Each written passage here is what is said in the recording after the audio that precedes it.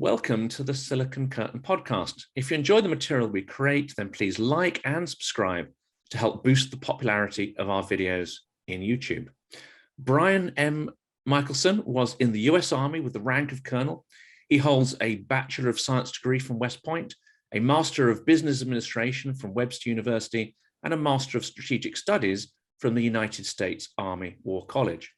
Though retired from the Army, he now has several roles, including Senior Fellow at the Atlantic Council, and is currently a Senior Fellow at the Center for European Policy in Washington, D.C. He served in several diverse units to include the 18th Airborne Corps, the 101st Airborne Division, Air Assault, the 97th Civil Affairs Battalion, Airborne, the United States Special Operations Command, and Joint Special Operations Command. Welcome. It's a huge pleasure to speak to you. I'm delighted to be here with you. Thank you. Thank you. Well, let's start at the obvious place, which is Ukraine. Are there any early lessons to be learnt from what we've seen so far of the conflict in Ukraine? I think so. The great term is early lessons. I think it's a little bit premature to think that we really understand how this is played out. But I think, like many cases, like when you go to the movies, you get previews of coming attractions. And I think that's what we're seeing right now, is we're getting a sense of what the next generation of warfare might look like. And in some cases, I think the probably the most interesting things is that leadership and will still matter. First and foremost, beyond technology, beyond skill, beyond the social media feeds, leadership and will matter, all the way from the national leadership down to small unit level leadership. And also, I think the other part of that too is that it is driven by a will to win. And it is still a very human endeavor, very, I'll say, bloody, brutish, and awful. But it is still comes down to, do you have the will to win more than the other person has, or your enemy does? I think that's the first part. The second part is, I think that the war of the narrative, which the Ukrainians have done an exceptional job of in most cases, especially in the West, which is their primary and number one audience. They've done an exceptional job in controlling and managing the narrative of the war. The Russians have failed there, but I think the jury is still out is how have they done in Africa and Latin America, all of which contain many nations which are in the UN, are voting members of the within the UN, other international bodies, and or trading partners. And I think that there are indicators that it's gone better for them there than maybe the West would like. And I think the last part is that we've also seen some new technologies that have just been used in, I'll say, not necessarily unique ways, but in ways that are becoming cheaper and more ubiquitous, in the sense of the cost to have a drone fleet is getting cheaper. And I think that the Ukrainians have done a magnificent job of, best term I could use is cheapenizing. That's a made up word. How do you make something cheaper? The same technology, much like the trickle-down things, the idea of taking a semi-commercial drone and weaponizing it faster and better than anyone else is something that they seem to be doing well. And I think we'll see that also in the future. Actually, I want to dig into that a little bit, and then I'll come back to the sort of Africa and Middle East, because I think that's a fascinating point.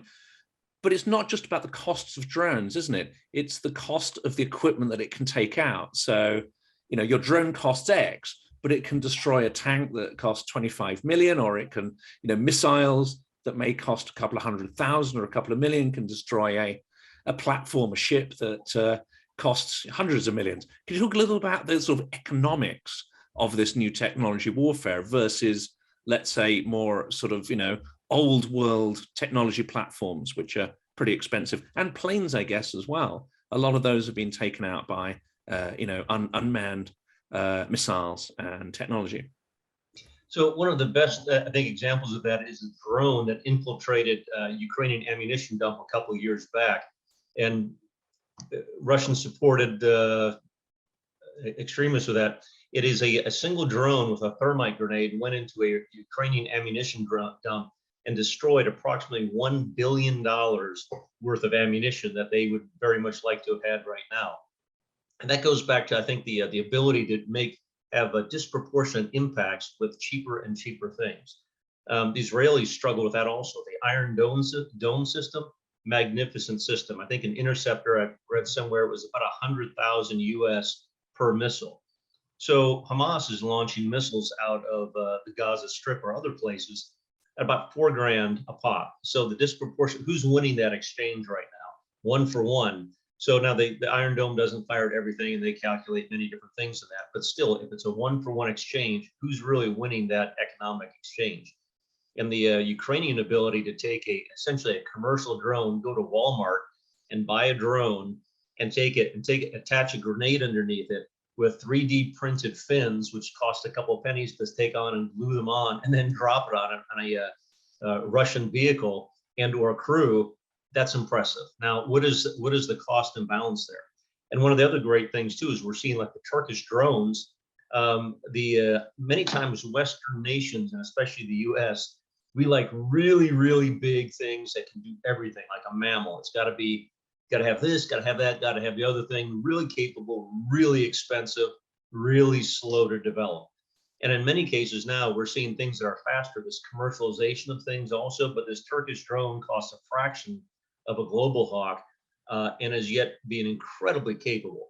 Now, we also have to caveat some of this also with the idea that the Russians are not doing real well in terms of, this is not the Russian army that I faced when I was commissioned back in 1988.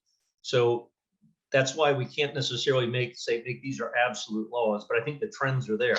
And to go past the mammal analogy some more is that we are also arriving in the age of insects. Mm-hmm. So you have cheap, very cheap in relative terms of you talking multi-billion-dollar major weapon systems, relatively cheap systems that can be produced in vast numbers. So we talk about drone swarms of a couple hundred. So how is a military going to handle, any military going to handle a drone swarm of a couple thousand coming in, each one with a small thing the size of perhaps my coffee cup that's a shape charge that can destroy a vehicle? And not all vehicles are heavily armored. A shape charge the size of my coffee cup can destroy probably 90% of the combat vehicles that exist in the world today if it gets a good top shot or it's targeted on an engine compartment or something like that. So what happens when you get a couple thousand of those coming at your formation? How is that going to work? And especially if they're targeting individual people. So that's just, I think, one of the great things that we're moving toward right now. And the cost of economy, obviously, traditional vehicles, high-tech vehicles, platforms, even these big precision artillery units, not only do they cost a lot, but they also take quite a while to produce, don't they? So you can't just sort of commission a bunch of new vehicles or thousands of artillery units. It takes years to create that capacity, to manufacture that capacity, doesn't it? It does. And I think that the more complex it is, the more time consuming it is, and also the more difficult it is to actually get into production in terms of cost and many things that can go off. An interesting thing back to World War II, the Germans had in many cases better equipment, but it was so hopelessly complex, they couldn't produce it in numbers. Where you have things like the American Sherman, British Cromwell, the T-34, maybe not as good, but they could make a lot of them. And that, quantity has a quality all of its own. There's times when that is important. And I guess the simplicity of those machines means you can actually teach people faster and get them productive using that faster. Well, one of the things I've been most impressed with the Ukrainians right now is they're getting a hodgepodge of equipment and gear. They're getting anti-tank weapons from many different nations. They're getting artillery systems from different nations. They're getting the gear. I mean, some of this stuff is old Soviet era stuff, which they are familiar with, but much of it is new stuff. And they're having to integrate new things into their formation while in combat. And that is exceptionally difficult to do for any military. And it speaks, I think, in a lot of ways, both to their motivation, but also I think in many cases, just their drive and their ability and quicker adaptation than we're seeing out of the Russians right now. Could that become a problem then? Because I imagine you've got sort of dozens of nations that are donating kit, and they're all sort of slightly different, even though they may have the same NATO standard rounds. But, what if the attrition rate increases and you lose, these specialist skills? Might they not end up with a lot of equipment with no one who knows how to use it? Absolutely. But it's also not necessarily a bad thing too. And that's one of the problems with many militaries is we tend to want a one size fits all for everything. And we often will want to field the entire force or none of the force.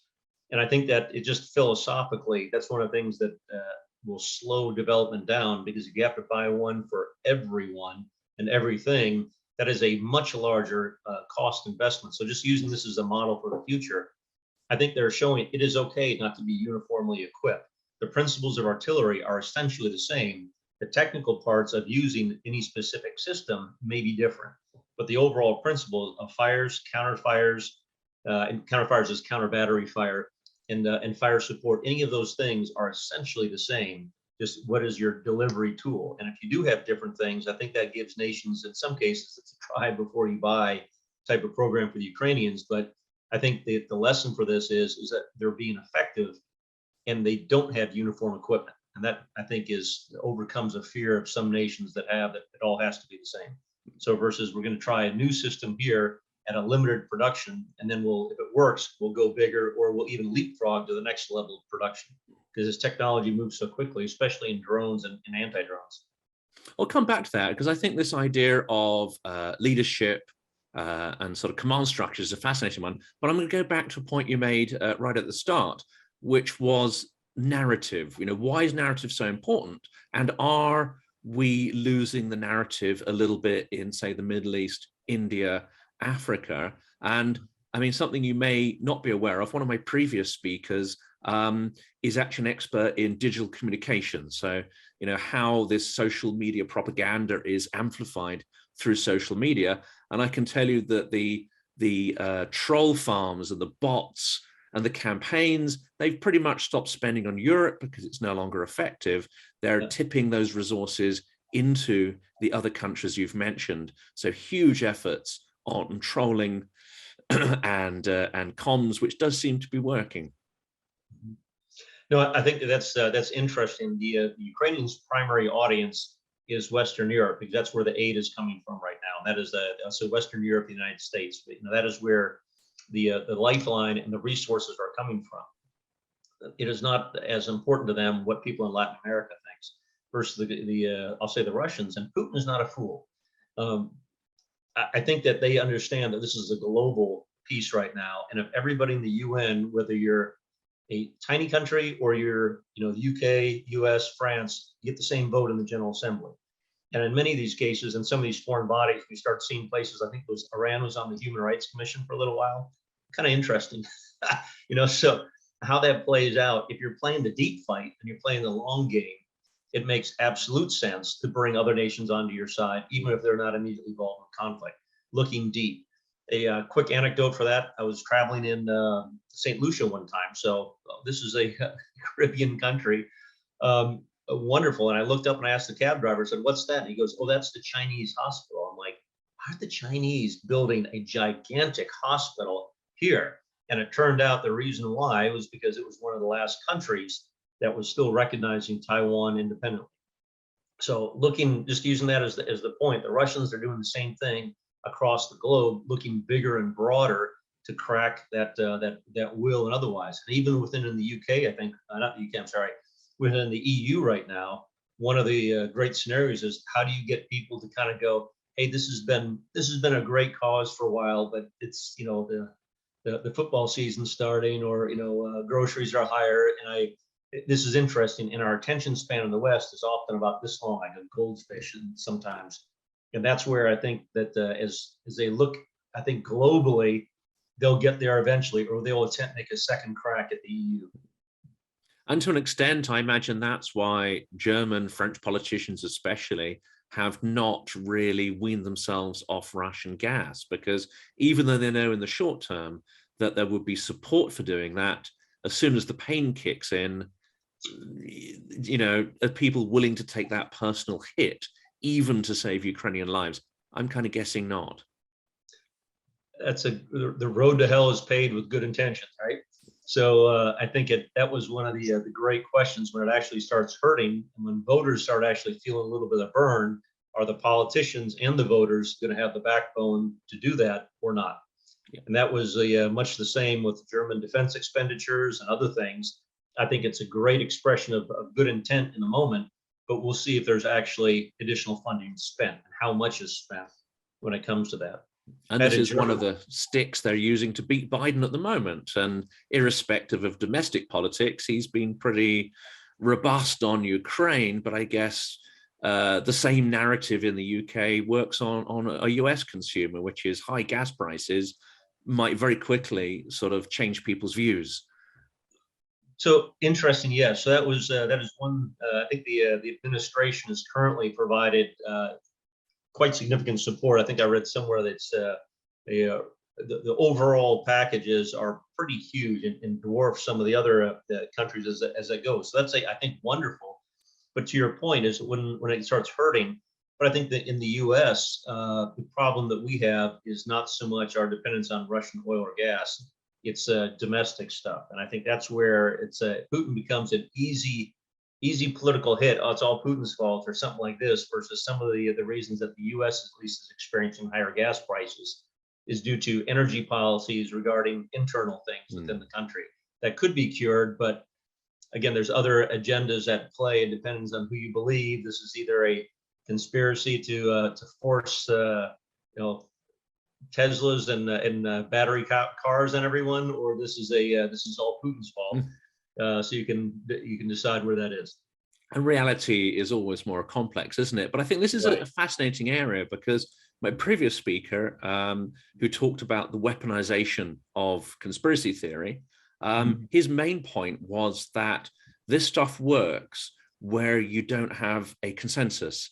And I think whether it be Britain or the US, going back to the 50s and 60s, despite all sorts of conflicts in society, there was a much greater consensus on who the enemy was, what our problems were, and a sense that we're part of the same sort of country, in fact. And both the US and the UK have been, riven by conflict, whether it be Brexit or obviously the previous or even current presidential term. So rather than getting into the politics of that, clearly it's very fertile ground for Russia to control the narrative when they can find all these areas of conflict amongst their opponents. So thinking about sort of future wars, how important will this sort of propaganda be, this ability to turn focus on your enemy's problems to distract from, whatever nonsense you're doing, like the Russians? Well, that's such a great question, I think.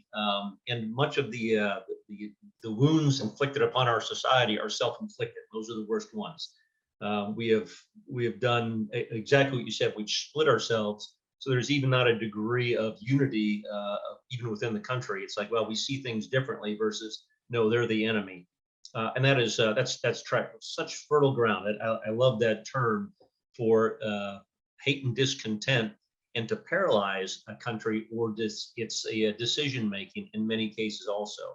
And people in many cases will, I believe, buy into things that they might not otherwise buy into in an environment like that. So I think it's always been important. National will has always been a critical element of every conflict, every time.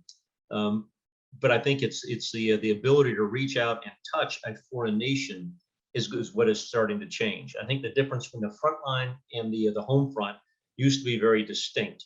I think that in the future, that is not going to be the case, as nations will build the capabilities to weaponize everything from social media, the narrative. There's always been propaganda, counter-propaganda, information type wars like this.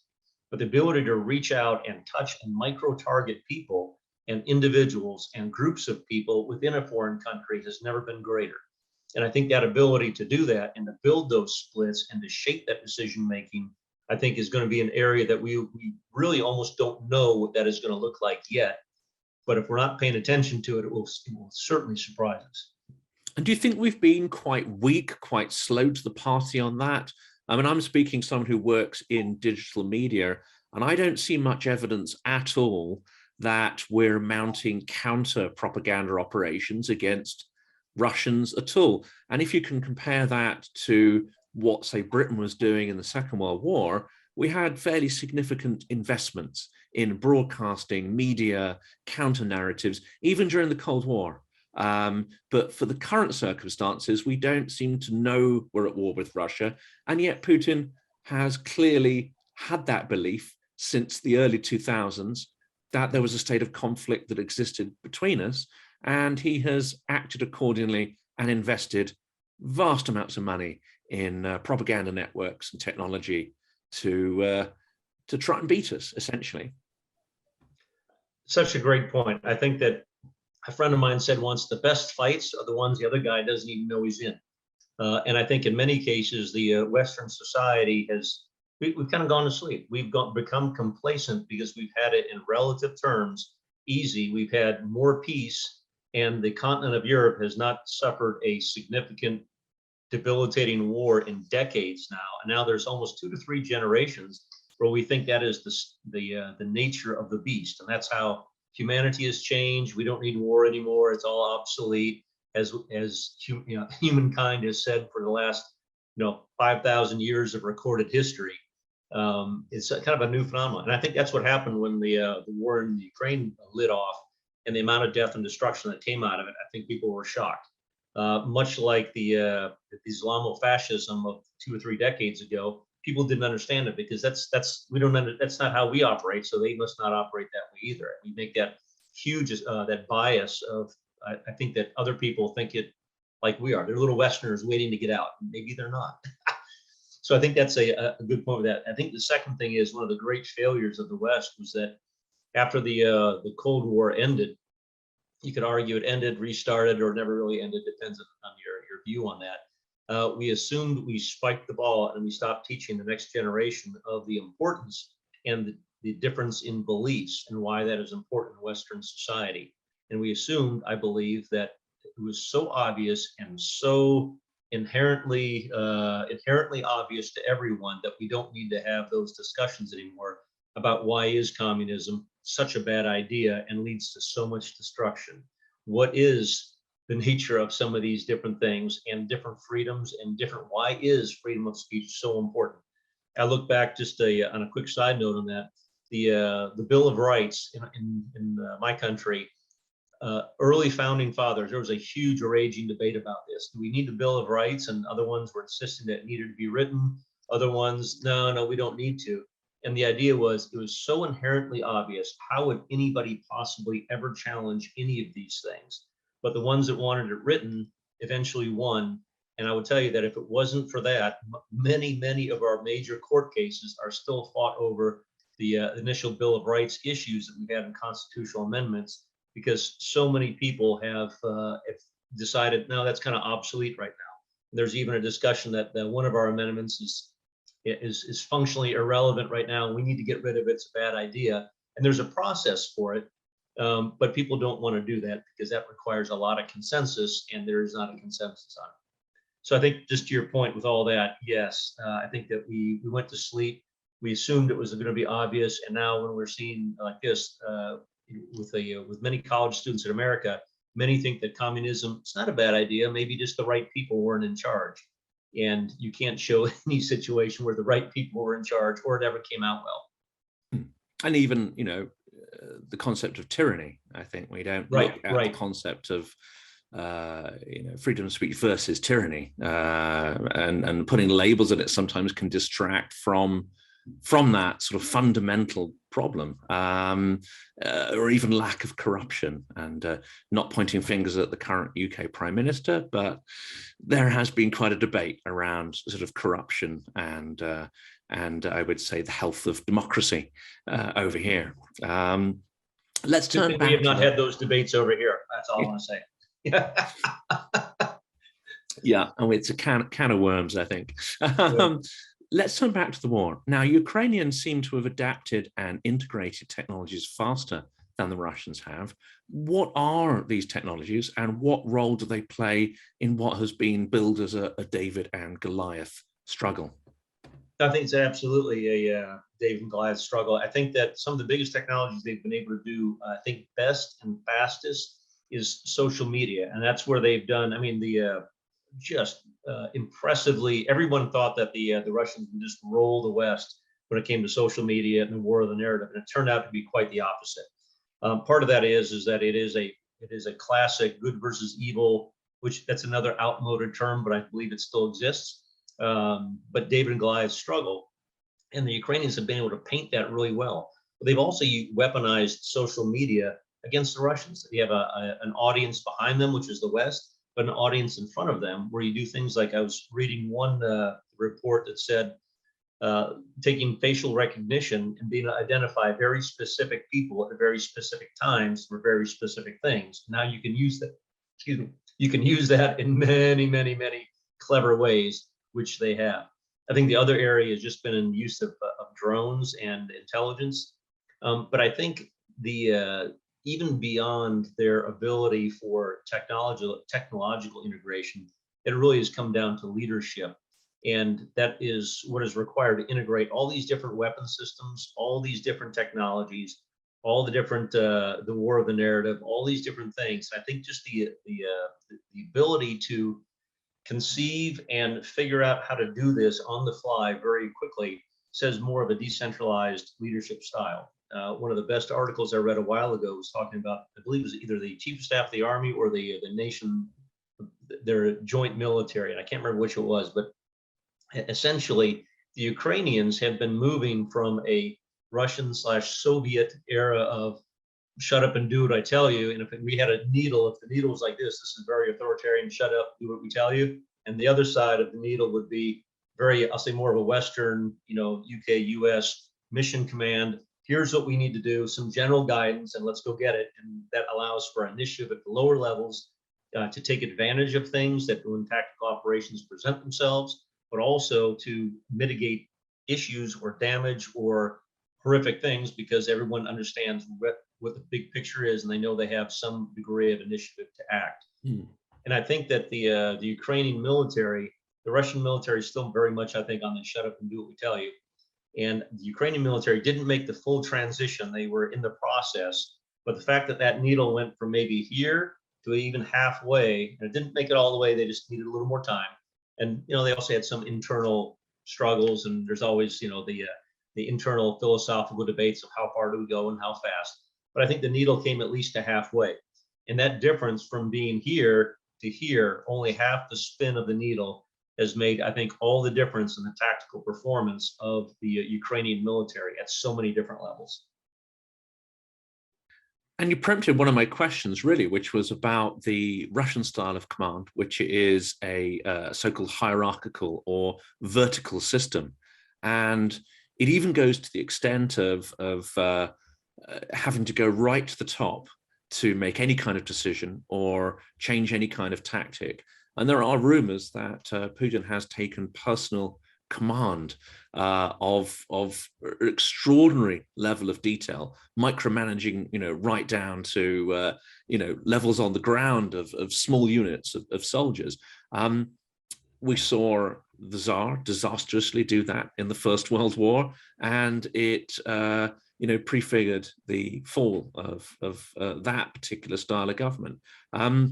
What's your take on that? Do you think this decentralized command, this more democratic way of waging the war, is that going to be decisive in Ukraine's victory?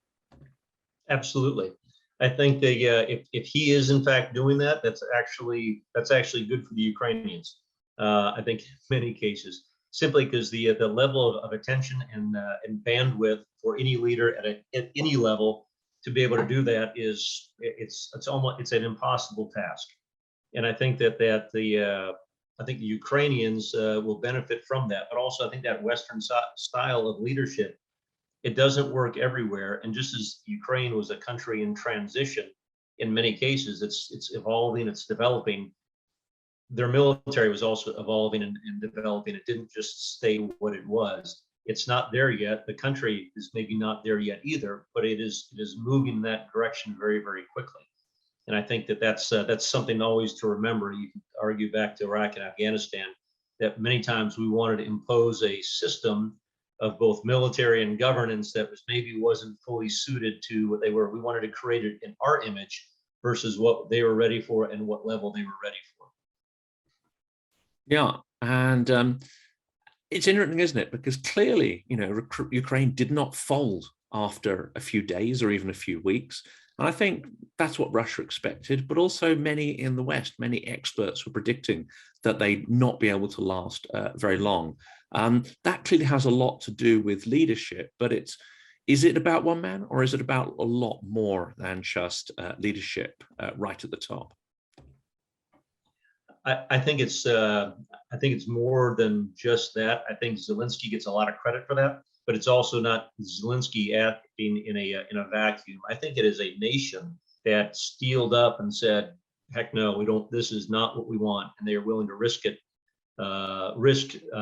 Essentially, it's an existential crisis. Putin has already said at one point that his desire is basically to dissolve the country of Ukraine, and they voted with their guns, and they with courage and with tremendous sacrifice across the board. So I think it's a societal thing, and if you are trying to coalesce a nation and to create something that now has a very clear identity of who and what they are, this is probably one of the best ways to do it. And going back to the start of the war, do you think we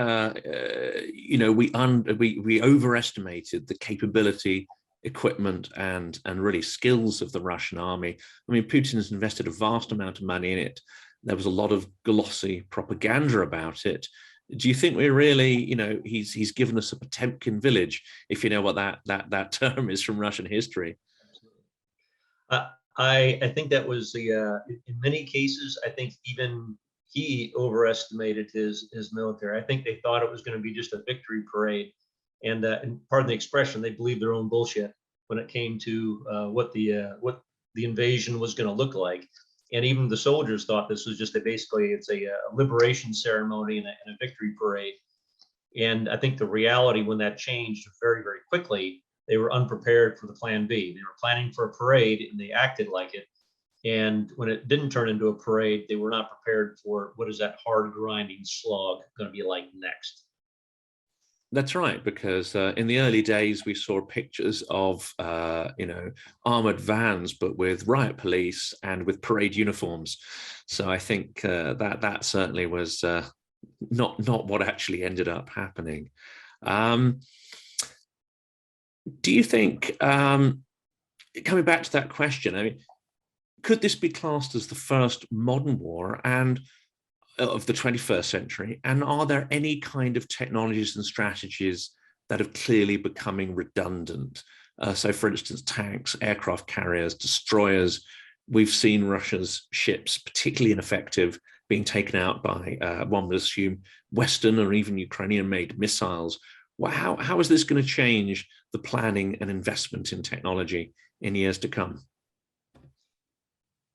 So great approach on that. And I think that I wouldn't call it the first modern war. I think we've had a couple as we've gone so far in the last couple decades.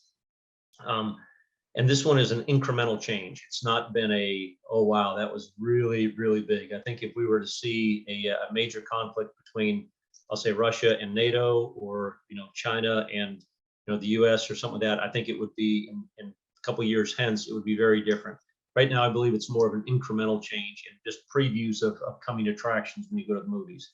So I think that would be the first thing. I think the second thing is that it's not fully a fair assumption right now, because the Russians were, it's hard to describe. I'm not there, so I have to be a little careful of that. But the incompetence that I read about, how's that, has been stunning. I mean, truly poorly done on so many parts on the parts of the Russians, and the Ukrainians have fought with just tooth and nail with everything they had. They have benefited by how bad the Russians are. If the Russians had had their stuff together and fought in a combined arms, well-led, well supplied, and combined arms, not just putting things by themselves, I think the story wouldn't be as lopsided as it is. And I think that's partly a benefit. I don't want to take anything away from the Ukrainians. They're fighting with courage, bravery, and skill, and they would still be punching way above their weight, but they're assisted by, in many cases, by the shortcomings of the Russians. Tanks, helicopters, jets are not obsolete yet. Reports of their demise are slightly exaggerated. But what we're seeing now is tanks by themselves are obsolete. Aircraft by themselves are obsolete. Ships unsupported are obsolete. And you could argue that's been the case for a while. It really has to be part of a group. But I think what we are also seeing is, I guess the third point I would add to this is things are getting cheaper to take out the big systems. And I think that as we go into the future, the cost and value of big systems is going to decline. And the number of big systems that we can justify or need, but with that next defense dollar, and maybe not toward yet another mammal, which we love to do, but maybe toward another insect, or maybe a bird or a cat versus a big animal, a horse or something. Fantastic. Now that points an interesting way towards the future. And talking of the future, I mean, there's a great quote that you shared with me before we started speaking, which was that the only thing we learn from history is that we don't learn anything from history. And to some extent, do you think that applies to Putin's campaign? I mean, Russia has a long history of losing in wars. It makes a big deal out of the ones it's won, including the Second World War, but they've lost an awful lot as well, including the Japanese War of 1905, the Finnish wars of the 1920s and 40s. Do you think they really, from hubris or other reasons, have not learned from their past failures? So I'll flip that question a little bit. So the short answer on that would be yes, but I think also the West has not learned from history of dealing with Russia. And I think that's the bigger and tougher lesson right now. The Russian, I'll say, I believe the Russian psyche and the Russian military can take an incredible amount of punishment. I was thinking about this before, was that in the size of the entire United States Army right now, its active strength is a little less than 500,000. So we'll say 500,000 for round numbers. World War II, the Russians lost the armies the size of the entire standing United States Army today on multiple occasions, and yet they came back and continued to grind like this. I think that's one of the great lessons we're going to see right now is, despite the massive cost and the massive thing, this is now has become a politically existential fight for Putin. And I think that the lesson that we need to be aware of is he's not going to stop until he gets to a point where he can no longer go, or he gets what he wants. And I think that the idea that somebody will come to their senses and that this will peter out, I think he will slowly grind down and continue to grind. And much like Ho Chi Minh said in Vietnam, says, we'll lose 10-1. You'll kill 10 of us for every one of you, but you're going to get tired first. And I think at a certain point, the risk comes is that the Ukrainians will simply start running out of people and things before the Russians are willing to run out of young Russian men and women that they're sacrificing out for this. Yeah, and even though the ratio is reported to be sort of 6-1, I think are the current figures, they have a lot more people potentially thrown it, and they have a lot more Soviet-era artillery, which seems to be playing a bigger role. And on that artillery, I mean, it's rumored, I know Ukrainians say this a lot, and what's really happening is probably not publicized so much, but there certainly is a lot of talk that weapon systems, especially artillery, is slow to reach the front. And this is especially so for Germany, which has promised a huge array of equipment, and it's reported that little, if any of it, has actually arrived at the front. Do you think, is this due to just inertia and bureaucracy, or is there something a little more sinister going on, politics being played? Frankly, I haven't read much about that specifically, so I could only guess that that would be a self-induced internal issue within Germany of why this stuff hasn't gotten there quick enough, whether it's politics, law, administration, things that they're not willing to press hard and fast on is all I can guess. When I look at many other countries, I mean, the Germans are efficient, if nothing else. They're rule followers and very specific. If they wanted it done, I can't help but think it would be getting done faster. When you look at a lot of other nations that have delivered things in much more expeditious manners, that's really all I can offer. Including the Baltics, who have tiny militaries and not so much administrative infrastructure, and they're getting the stuff done. Absolutely. So yeah, I tried to be controversial there. Right, yeah, no, I can't argue with you on that one. I kind of go, how come? Why is everybody able to do it except the Germans? I don't know.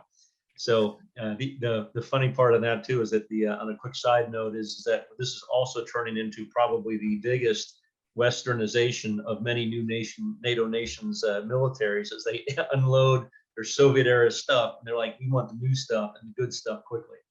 So I Putin was has going to save managed to that question. rearm the West.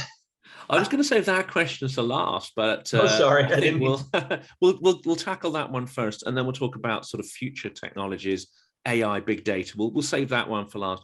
But you know, taking that question there, isn't it true that in some ways, you know, even if he grabs territory, Putin's already lost this war strategically because NATO was on the decline. We didn't have a huge presence in Eastern Europe. There was a presence, but it wasn't a huge force. And now you've got Finland and Sweden joining the alliance. You've got Ukraine's going to be far closer to the West, probably equipped by NATO to NATO standards in the coming decades.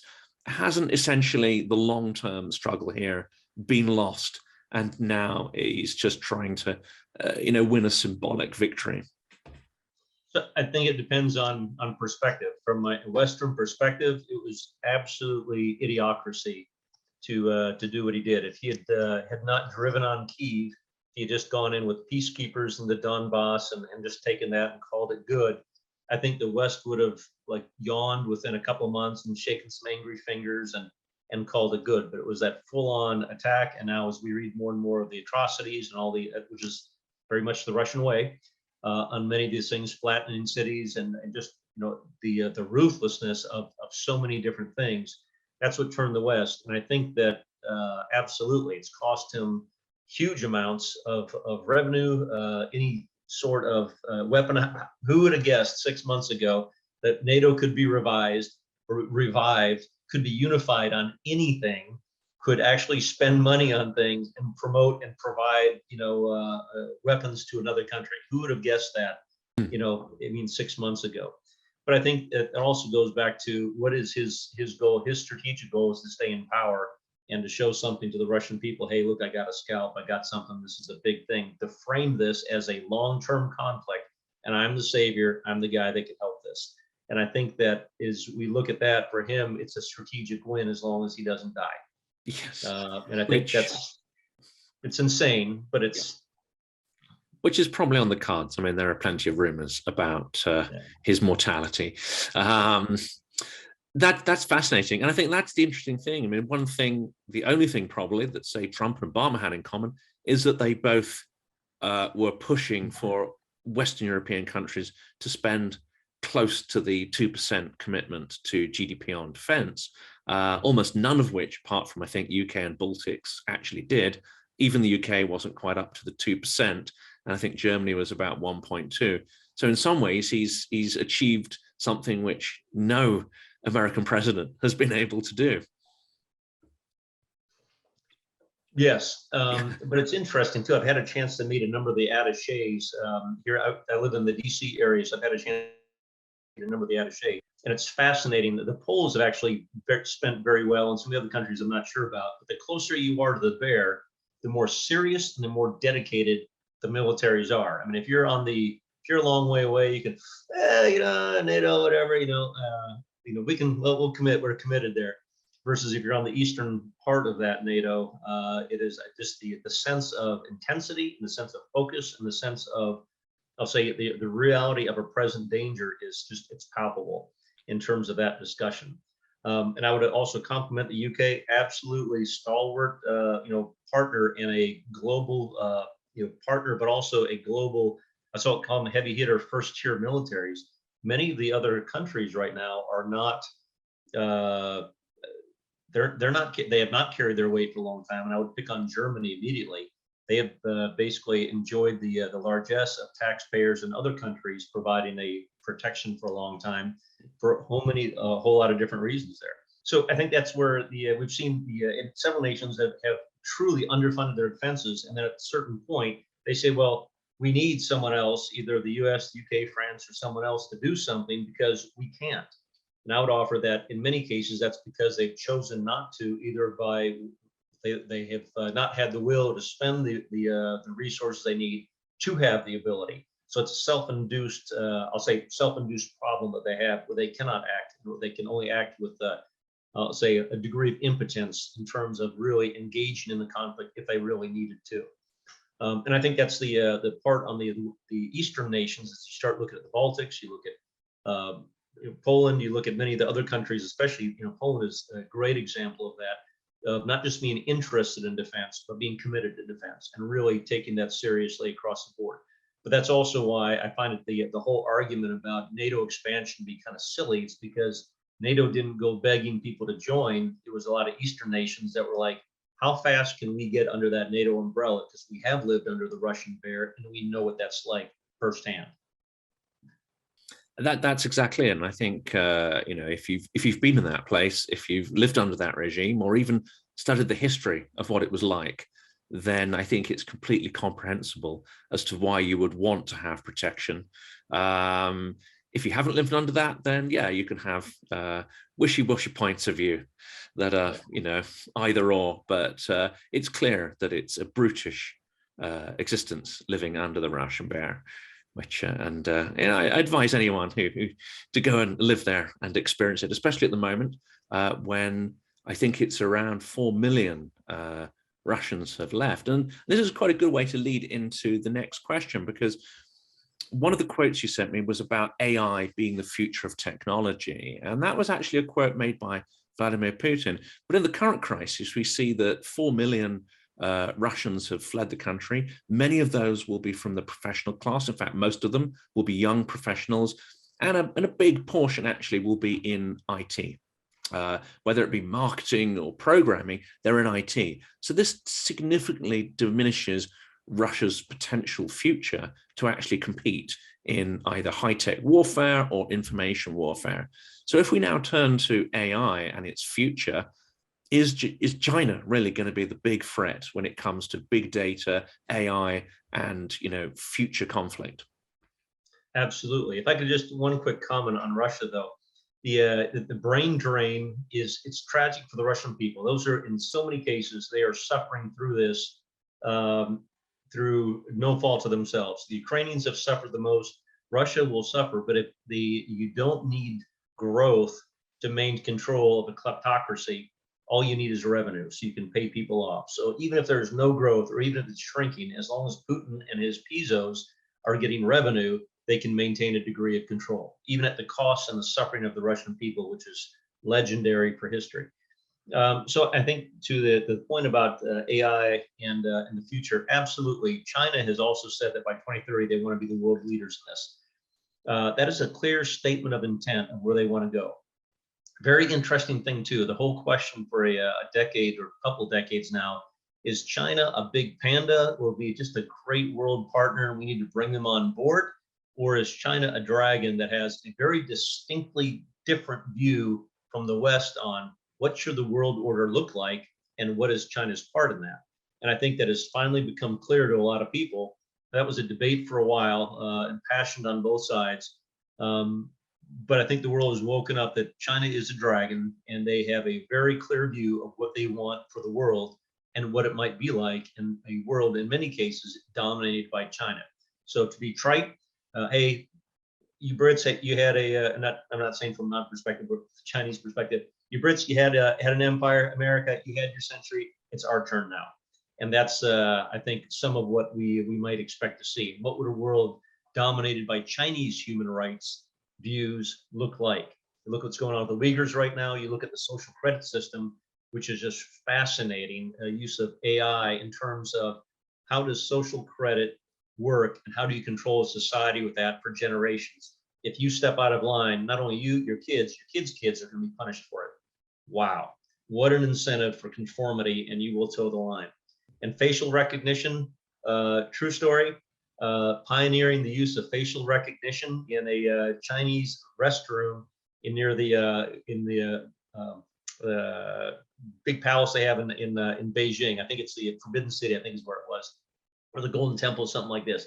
But the idea was people were using so much toilet paper they put facial recognition in the bathrooms. So take a picture of somebody's facial recognition, identify who it was, you get your X number of pieces, and if you came back within a few minutes later, it would not give you anything more. So if you had something bad going on, you were in trouble, but also as a way to manage that. So if you're using facial recognition technology down to that level, and you're continuing to refine and perfect your social credit score, what do you think is going on in that society? And what will they be able to unleash on the West at a certain point later where they can identify someone like you? Oh, Jonathan Fink, what are his preferences? What is the big data? How did he vote? What did he buy in Google? What did he look up? What were his last 5,000 searches? Who are his friends? What is his friend network? What psychological profile can we build on him? And at this point, how do we slowly and subtly market that in terms of changing your perception on something, whatever it might be, to buy something or to vote a certain way or to view a conflict in a certain way? I was going to say, when I read about the Internet of Things, I don't think I ever heard about toilet paper, but that's truly terrifying. Yeah. But the bigger implication, isn't it, is that if you're in any way show signs of non-conformism, either in your behavior or your political views, then a social credit system could freeze you out of everything. Absolutely. You know, it could reduce your ability to get a job in your chosen area of expertise, get a university, get a house. It could influence all sorts of things, your ability to even, I guess, get a wife and have a family if people are using that system. Now, we know in Russia, under the Soviet Union, any non-conformity would physically mean you dropped a rung in society, or you couldn't buy a car. This takes it, but that's a fairly sort of, you could probably get away with hiding those points of view. But when it comes to the new technology, all your behaviors become apparent through your use of devices, don't they? So is it true there's like nowhere to hide in this new world? It's becoming much more difficult in certain societies. I would say in China, because you have an algorithm that starts picking up different things, and if they train it well, and not all algorithms are well trained, and they are not all equally good, but if they figure out how to do that, you can now route even further and further into a suspicious pool. So conformity is even more highly both desired but enforceable. And it's not just you that will suffer, but in your kids and your kids' kids, that your grandchildren will suffer. Mm. And I think that's the truly terrifying piece of this, of the ability to do that. And I would offer in Western societies right now, at least in the U.S., some of our COVID response was less about medical necessity and common sense and gain and loss versus the trade-offs for different COVID responses, as it was conformity. There are sometimes families that I've heard of that won't let their kids play with other kids who are unvaxxed, even if the kids have no symptoms, even if kids are at the lowest risk, even if they've not been exposed, any of those things. But now it becomes a social conformity piece for that. And we almost have seen in some cases, and there's been a huge parents rebellion against a bunch of this, but it is interesting. Some parts of the country are more okay with it than others. Mm-hmm. Absolutely. And even where scientific logic is trying to be applied, it's not always followed, or the implementation of it sometimes is fairly nonsensical. So definitely agree on a scientific approach there. I think a good place to end, though, would be to just ask a last question, which is around taking us back to Ukraine. And that is, how do you see the coming weeks and months playing out in what is a truly horrific conflict? Oof, wow. I wish I knew. I think there's a couple different possibilities how this can play out. I think it's going to depend. One of the things the Ukrainians have lacked most, better late than never. They're starting. The West is starting to supply them with things. It would have been wonderful much earlier. It could have been even more decisive. The ability for deep strike. In many cases, we remember reading the articles about that 40-mile long convoy that was sitting there going nowhere. That was from every military tactician was like, oh, that's such a wonderful target. But I don't believe they had really the ability at that point to reach out and hammer that like they would have. So I think as they get more deep strike capability, it will continue to make it more expensive for the Russians and the ability to strike deeper. And that's starting to come online, but not maybe as fast as anybody would like. That will be decisive, but I think the speed and rate of that gear getting the Ukrainians' hands will be important. I think the summer offensive, of how much the Russians can marshal in there. I'm reading more about just massive amounts of artillery use, which is very Russian. Good on them. That's how they do it. if they're able to sustain that and just slowly move and grind and potentially destroy some of the best of the Ukrainian units, that will tip the balance another, even further. And I think they're going to, what else I'm reading is that they're working very hard to Russify the occupied areas right now in terms of making the ruble the Russian language, educational changes, political leadership, appointing basically various different governors and other different things, with the idea of a faux referendum that everybody's going to vote for, of course, when you don't really have much of a choice to join the Russian Federation. And I think that's how that's going to play out. And the question is that where is the in Clausewitzian term, the culmination point? At which point does the attacker's ability, his power, basically equal the defender's ability, and you kind of get to a stopping point? What does that look like, and what happens then? Do the Ukrainians go, no, we need to go on the offensive, even if we don't have much ability? Or the Russians go, hey, we're good now, ceasefire, and we're at peace, the killing stopped? And then what happens in the West? Do they go, hey, we're okay with continuing to supply things for the Ukrainians to go and try to recapture their territory? Or do we go, well, the killing stopped and let's just all call it good, in which case Putin just won? So that'll be the interesting, I think, question that comes out. I would offer to you that we will see good indicators of how this is going to play within probably the next by the end of the summer. I think we'll have, by the end of the campaign season through the summer, so that's say 2.5 more months, I think it'll be pretty clear where this is going to go. And I think you're right there. I mean, retaking areas of the Donbass is probably acceptable, but a retaking of Crimea, I think Western allies will start to fall apart if that was something that was contemplated later in the year.